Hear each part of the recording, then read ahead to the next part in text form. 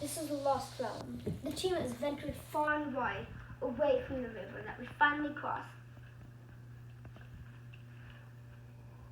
Actually, it isn't that far. Anyways, we found out that because of the electrical ladder, which we always get shocked by when we try to touch it, you have to go around through the maze. We found flowers that were gigantic. We found giant slime objects. We found beautiful jewels and beautiful vases. Then amazing musical instruments from so many different cultures. And the rows of pennies and the globe. We also found this magnet can only be opened by another magnet user to pull on these pulleys that open up the door, the gate. These are two gargoyles, making sure no one can get through except for the one and only magnet.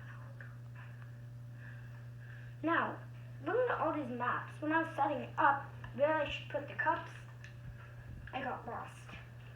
So Lost Realm.